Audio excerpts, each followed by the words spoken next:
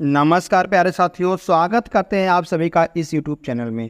दोस्तों आज की इस क्लास में हम बात करेंगे रीजनिंग के पार्ट नंबर 32 के बारे में। दोस्तों यहाँ पर प्रैक्टिस सेट हम करवा रहे हैं। तो यहाँ पर जो प्रैक्टिस सेट होता है यह मिसलिनियस होता है, मतलब कि एक सब्जेक्ट से एक मतलब टॉपिक से नहीं है। यह सारे के सारे जो रीजनिंग का पार्ट है, मतलब हम सारे के सारे टॉपिक से रिलेटेड लाए हुए प्रश्न हैं। जैसे इसमें दिया गया श्रृंखला का प्रश्न है 30, 60, 100, 150 और 450 कैसे दोस्तों एक दूसरे से संबंधित है। तो यहाँ पर बताना है विकल्पों में से कौन सा सही विकल्प सही जवाब निकल के आ जाएगा। इसको दोस्तों देखते हैं इन प्रश्नों के माध्यम से। चलिए देखते हैं इन वीडियो में। तो इस वीडियो में हम सॉल्यूशन देखेंगे इन सभी का। चलिए देखते हैं दोस्तों नेक्स्ट पर जाने से पहले, जैसे यहाँ पर अगर आप रेलवे, बैंक, एसएससी, अगर हम इसमें से किसी भी एग्जाम की तैयारी कर रहे हैं तो आप सभी के लिए यह क्लास महत्वपूर्ण होने वाली है। दोस्तों चलते हैं महत्वपूर्ण पहले प्रश्न पर। जो पहला प्रश्न दिया गया है, कहा गया है कि अगर 7 और 4 को हम आपस में बदलते हैं तो कौन सा विकल्प यहाँ पर सही जवाब निकल के आ जाएगा। जहाँ 7 लिखा गया वहाँ पर 4 लिख देंगे और जहाँ 4 लिखा गया वहाँ पर 7 लिख देंगे। तो ऐसे दोस्तों अगर हम बदलते हैं तो सबसे पहले भाग होता है। अगर 9 में 3 से भागा देंगे तो दोस्तों यहाँ पर 3 आने वाला है। इसी प्रकार से अगर 7 में से 3 को घटाएंगे दोस्तों तो यहाँ पर 4 आने वाला है। तब 8 चौक 32, 32 यहाँ पर हो जाएगा और प्लस का 4 आएगा। 32 में दोस्तों अगर हम 4 जोड़ देंगे तो 36 निकल के आने वाला है। तो 30 तो बिल्कुल नहीं आएगा, तो मतलब कि यह गलत हो जाएगा। अगर देखते हैं सेकंड वाले को, सेकंड वाले में दोस्तों क्या दिया गया है, कहा गया है वही 7 और 4 को बदलने पर जहाँ 4 लिखा गया वहाँ 7, जहाँ 7 लिखा गया वहाँ 4 लिख देंगे। तो इस प्रकार से पहले क्या होता है, भाग होता है। तो जिसको भाग देंगे तो 4 आएगा, 4 होता है, उसके बाद दोस्तों गुणा हो जाएगा। 7 चौक 28, यहाँ पर दोस्तों 28 निकल के आने वाला है। 28 निकल के आएगा, फिर यहाँ पर प्लस है 9 है। 28 में अगर दोस्तों हम 9 जोड़ते हैं तो 9 और 8 17, 37 निकल के आ जाएगा। अब 37 में से अगर दोस्तों 4 घटाते हैं दोस्तों 33 निकल के आने वाला है, जो कि यहाँ पर दिया गया है। तो इसलिए दोस्तों हम कहेंगे विकल्प नंबर जो मतलब कि समीकरण जो 2 है बिल्कुल सही जवाब निकल के आ जाएगा। तो केवल और केवल समीकरण 2 सही आता है। नेक्स्ट क्वेश्चन देखते हैं दोस्तों। आशा करते हैं आप सभी को यह प्रश्न अच्छी तरीके से समझ में आया होगा। चलिए दोस्तों देखते हैं हम नेक्स्ट क्वेश्चन को। नेक्स्ट क्वेश्चन दिया गया है, जैसे दोस्तों दिया गया है नीचे दिए गए समीकरण में कौन से गणितीय चिन्हों को आपस में बदला जाना चाहिए जिससे यह समीकरण गणितीय रूप में सही हो जाए। अगर हम दोस्तों यहाँ से पहले वाले को बदलते हैं तो जहाँ माइनस दिया गया वहाँ कहा गया है भाग को बदल दीजिए, जहाँ भाग है वहाँ माइनस कर देते हैं। अगर दोस्तों यहाँ पर हम बदलते हैं तो 45 में अगर 6 से भागा देंगे तो दोस्तों यहाँ पर दशमलव में आएगा, दशमलव में आएगा, जो कि उत्तर दिया गया है सिर्फ एक पूर्ण संख्या दी गई है, पूर्णांक दिया गया है। हम कहेंगे यह बिल्कुल गलत हो जाएगा। तो इसलिए विकल्प नंबर 1 बिल्कुल गलत होता है। विकल्प नंबर 1 बिल्कुल गलत। 2 को चेक करते हैं, जहाँ जोड़ दिया गया है वहाँ गुणा लिख देंगे और जहाँ गुणा दिया गया वहाँ जोड़ लिख देंगे। इस प्रकार से दोस्तों हम बनाएंगे। जैसे यहाँ से भाग देते हैं 108 में 12 से तो यहाँ पर 9 बार जाएगा, 12 9 या 108। अब की बार दोस्तों गुणा करना पड़ेगा, 9 छक 54, 54 आ जाएगा। तो दोस्तों यहाँ पर 54 जो आएगा माइनस में आएगा। 45 में से अगर 54 घटाते हैं तो माइनस का 9 आएगा और यहाँ पर प्लस का 14 दिया गया है। जब 14 में से 9 को घटाएंगे दोस्तों 5 ही निकल के आने वाला है। तो हम कहेंगे जो विकल्प नंबर 2 है दोस्तों, इसको रखने से समीकरण पूरा एकदम शुद्ध हो जाता है। तो समीकरण 2 रखने पर, विकल्प नंबर 2 रखने से समीकरण शुद्ध हो जाता है। तो इसलिए दोस्तों विकल्प नंबर 2 बिल्कुल सही जवाब निकल के आ जाएगा। नेक्स्ट क्वेश्चन देखते हैं दोस्तों। यहाँ से हम नेक्स्ट क्वेश्चन दोस्तों है यह सेटिंग अरेंजमेंट का है, मतलब कि सेटिंग अरेंजमेंट का। जैसे दिया गया 7 श्रमिक राहुल, राम, रमेश, सोहन, साहिल, अनिल और सोनू एक वृत्ताकार मेज के चारों ओर केंद्र की ओर मुंह करके बैठे हुए हैं। अब दोस्तों एक वृत्ताकार यह पथ है। अब कहा गया है यहाँ से चारों केंद्र की ओर मुंह करके बैठे हुए, केंद्र की मुंह मतलब कि इधर की ओर मुंह करके बैठे हुए हैं। तो सातों अगर दोस्तों 7 है दोस्तों केंद्र की ओर मुंह करके बैठे हुए हैं तो हम कहेंगे 7 को चाहे जहाँ पर बैठा देंगे। आमने सामने कैसे बैठेंगे भाई, 7 लोग हैं, विषम संख्या में है, तो इसलिए 4 5 6 और एक 7 लोग बैठ गए हैं। अब बताया क्या गया है, बताया गया है कि जरूरी नहीं है कि इसी क्रम में बैठे, सही है। अनिल राम और सोनू दोनों के निकटतम पड़ोसी है। अनिल जो दिया गया है दोस्तों वह इन दोनों का पड़ोसी है, किसका, राम और सोनू का पड़ोसी है, राम और सोनू का पड़ोसी है। अब आगे देखते हैं, राम जो है साहिल के दाएं ओर दूसरे स्थान पर बैठा है। अगर यहाँ से दाहिना बात करते हैं दोस्तों यहाँ दायां होता है और इस तरफ अगर जाते हैं दोस्तों यह बायां होता है, इस तरफ तो यह बायां होता है। तो कहा गया है राम जो है वह साहिल के दाएं ओर दूसरे स्थान पर बैठा है। अगर दोस्तों साहिल को हम यहाँ पर फिक्स कर देते हैं, साहिल यहाँ पर फिक्स हो गया है। अब बताया गया है इसके दाहिनी ओर, इसके दाहिनी ओर दूसरे स्थान पर पहला और दूसरा स्थान पर कौन बैठा है, राम बैठा है। राम यहाँ पर आ जाएगा। जब दोस्तों राम यहाँ पर आ गया है तो अनिल जाहिर सी बात है यहाँ पर आएगा, क्योंकि सोनू यहाँ पर नहीं रहते, यहाँ पर साहिल आ गया है, तो अनिल यहाँ पर आ जाएगा और सोनू इस जगह पर आ जाएगा। सोनू इस जगह पर आ जाएगा, तो बिल्कुल सही है। आगे अब बताया गया फिर राहुल जो है वह साहिल और सोहन दोनों के बीच में है। राहुल जो है वह साहिल और सोहन, राहुल दोस्तों मतलब कि यहाँ पर साहिल तो नहीं सकता, यहाँ पर साहिल आ जाएगा। साहिल उस जगह पर है तो सोहन यहाँ पर आ जाएगा और राहुल यहाँ पर आएगा। अब एक लोग बचता है, कौन बचता है दोस्तों? हम कहेंगे यहाँ पर बच जाता है सिर्फ अनिल भी आ गया, सोनू, रमेश बच जाता है। रमेश दोस्त इस जगह पर आ जाएगा, रमेश इस जगह पर आ जाएगा। अब पूछा क्या गया है, जो पूछा गया है उसी को हम पकड़ते हैं। पूछा गया है साहिल के बाईं ओर दूसरे स्थान पर कौन बैठा है? साहिल के बाईं ओर दूसरे, पहला दूसरा, दूसरे स्थान पर कौन बैठा है? सोहन बैठा है। सोहन विकल्प नंबर 3 में है दोस्तों, तो विकल्प नंबर 3 बिल्कुल सही जवाब आ जाएगा। दोस्तों इसी तरीके से हम सॉल्व करेंगे सिटिंग अरेंजमेंट के प्रश्न को। आशा करते हैं आप सभी को यह प्रश्न अच्छी तरीके से समझ में आया होगा। चलिए दोस्तों देखते हैं हम नेक्स्ट क्वेश्चन को। क्वेश्चन नंबर 4 दिया गया है, जैसे बताया गया उस विकल्प का संबंध मतलब कि चॉइस करें जो दोस्तों यहाँ पर क्वेश्चन मार्क के स्थान पर आने वाला है। जैसे देखेंगे 67 का संबंध कैसे 340 से है। अगर दोस्त यहाँ पर हम 67 गुणे 5 करते हैं, 67 गुणे 5 करते हैं, 7 बचे 35 आता है और 6 पंचे 30, 5 35 आता है, तो 35 दोस्तों यहाँ पर निकल के आ जाता है। मतलब कि सॉरी यहाँ पर 7 बचे 35, 6 पंचे 30 और 3 33, 33 निकल के आ जाएगा। क्या आएगा दोस्तों यहाँ पर? हमारे 33 निकल के आ जाएगा, 335 आएगा। और अगर इसमें हम 5 जोड़ देते हैं तो दोस्तों 340 आ जाएगा। ठीक यहाँ पर 340 दिया गया है। ऐसे ही दोस्त लॉजिक हम यहाँ पर लगाए, जैसे लॉजिक वहाँ पर लगाया था, पहले 5 से गुणा करेंगे फिर 5 जोड़ देंगे। तो 43 में अगर 5 से गुणा करते हैं दोस्तों तो यहाँ से 215 आने वाला है। 215 में अगर दोस्तों 5 जोड़ते हैं तो 220 आने वाला है। 220 किस विकल्प में दिया गया है? अगर हम ज्ञात करते हैं 220 विकल्प नंबर 3 में दिया गया है। दोस्त इसका विकल्प नंबर 3 बिल्कुल सही जवाब आ जाएगा। तो आशा करते हैं दोस्तों आप सभी को यह भी प्रश्न अच्छी तरीके से समझ में आया होगा। चलिए दोस्तों देखते हैं हम नेक्स्ट क्वेश्चन को। नेक्स्ट क्वेश्चन क्या दिया गया? क्वेश्चन नंबर 5 है। यह भी दोस्तों एक श्रृंखला दी गई है। पूछा गया है कि क्वेश्चन मार्क के स्थान पर क्या आएगा। ऐसी दोस्तों श्रृंखला को हम कैसे सॉल्व करेंगे? अगर जैसे यहाँ पर दिया गया 30 गुणे 2 करेंगे तो 60 आएगा। अगर हम 60 में दोस्तों गुणे 2 करते हैं मतलब ढाई करते हैं, ढाई करते हैं यहाँ पर मतलब 2.5 करते हैं। कैसे गुणा करेंगे? 2.5 पहले 2 से गुणा करते हैं, 60 दूना 120 आता है, 60 का आधा कितना? 30 आएगा।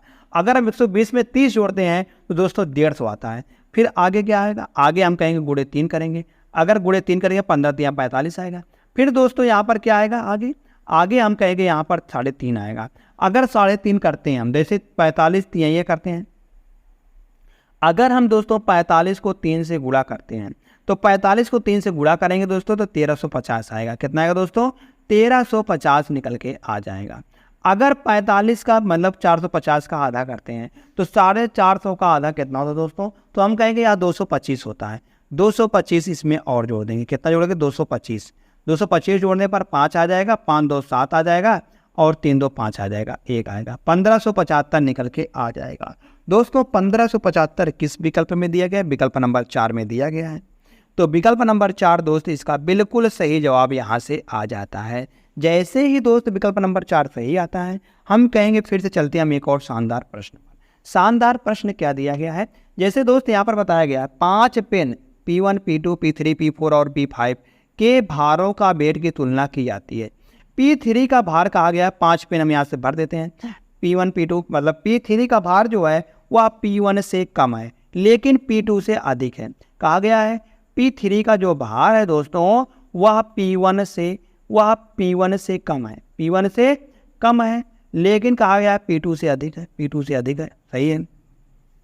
और P2 का भार केवल 2 पेनों से अधिक है, इसके नीचे 2 पेन आएंगे तो यहाँ पर 5 पेन तो बैठ गए हैं।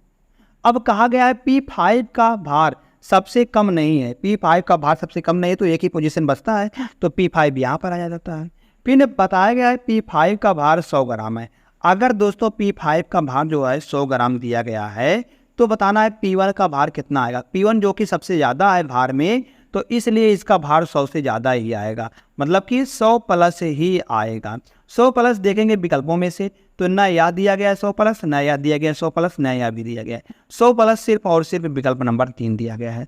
दोस्तों सिर्फ एक ही विकल्प दिया गया है 108 ग्राम, तो हम कहेंगे यही बिल्कुल सही जवाब आ जाएगा। कौन सा? विकल्प नंबर 3।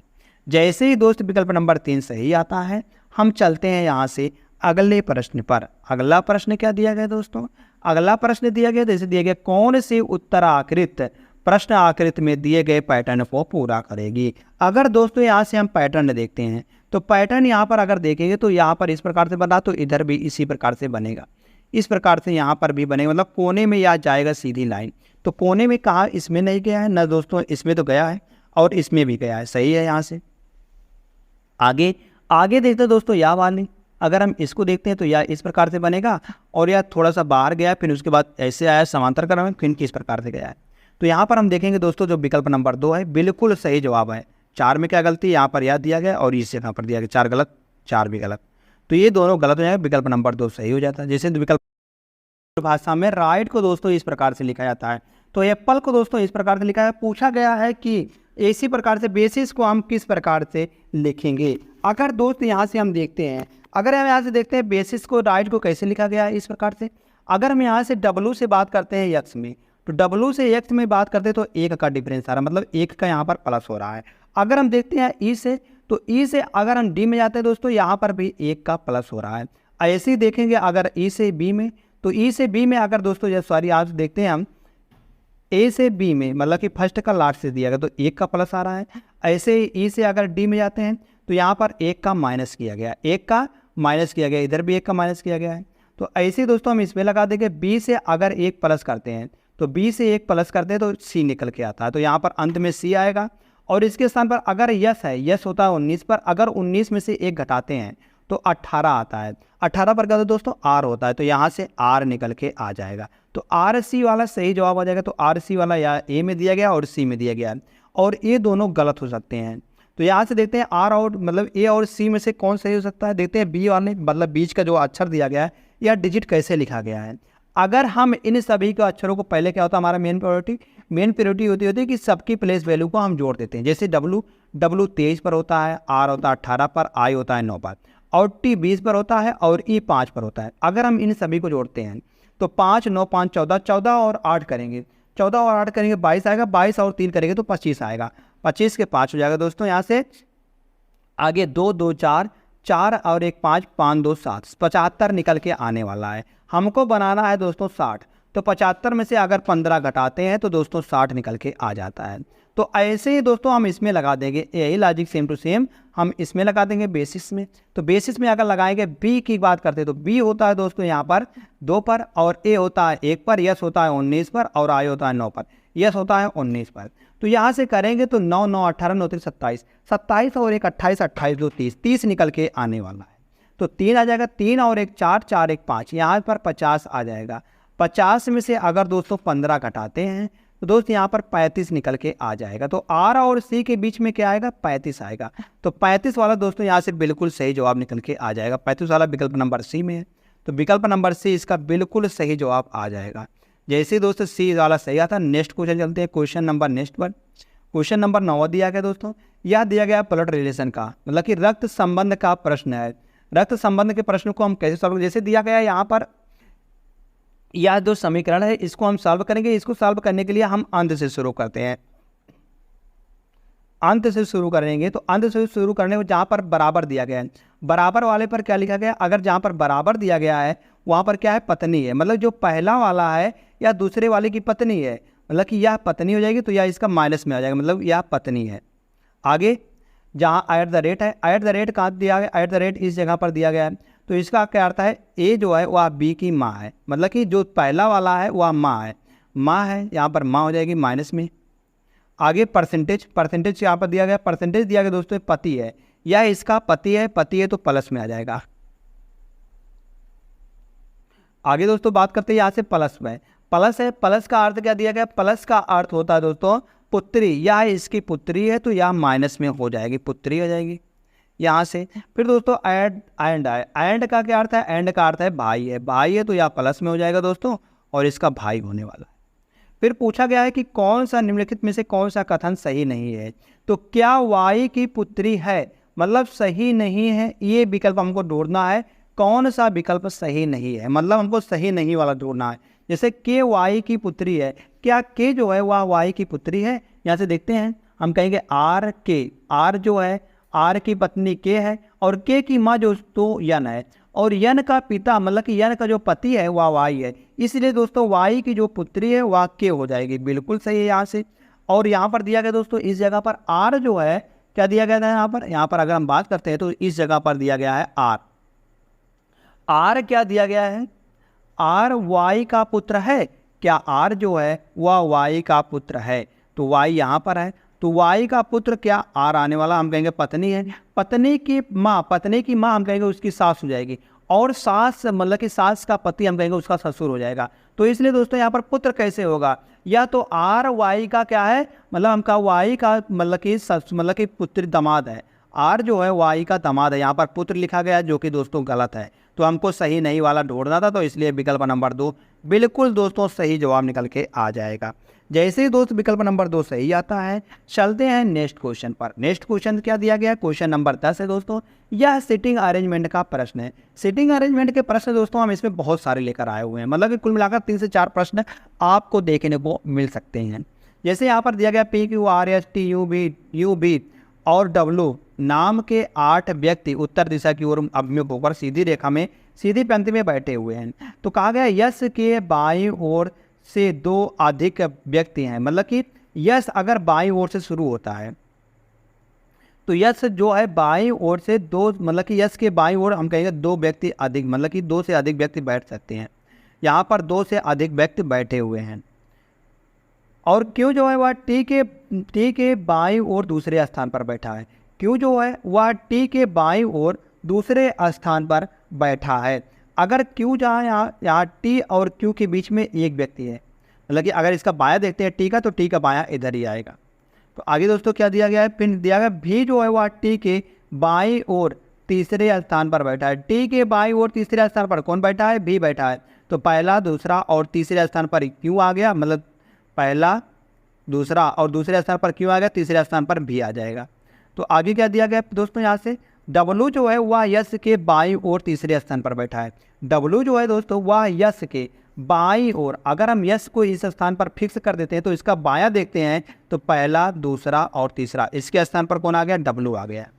डब्लू अब देखा गया यश जो है वह भी के बाईं ओर बगल में बैठा है।